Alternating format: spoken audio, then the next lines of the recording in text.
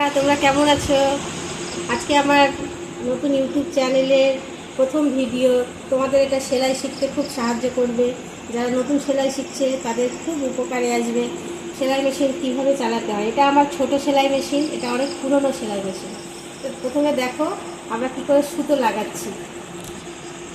প্রথমে সুতোর এই রিলটা এভাবে নিয়ে এই জায়গাটা থেকে এনে, এখানে একটা চাকা আছে, চাকার মধ্যে দিয়ে বের করে উপরে দেখো একটা জায়গা আছে, এই জায়গাটা এইভাবে নিলাম, নিয়ে আবার একটা, এটা সবার মেশিনে থাকে না, অনেক পুরনো মেশিন হলে এবার থাকে না, এটাতে যদি বা আমার আছে। তারপরে এখান থেকে এভাবে সুচে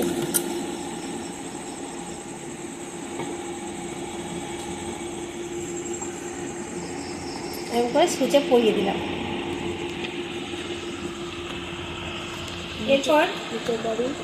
এরপরে এই যে নিচে আমি দেখাচ্ছি প্লেটটা খুলে ববিন পেস্টটা কীভাবে লাগাতে হয়।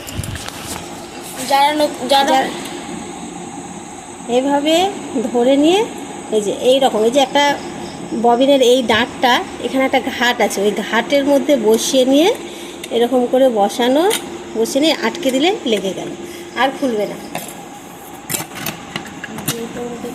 তারপরে দেখো কিভাবে স্টার্ট করব মেশিনটা।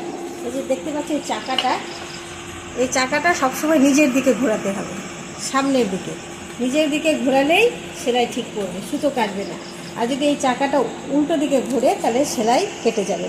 তাহলে কিভাবে চালাচ্ছি আমি দেখিয়ে দিচ্ছি। পাটা নিজেই বোঝা যাবে। ব্যাস, থামালে এরকম থামিয়ে দেবো।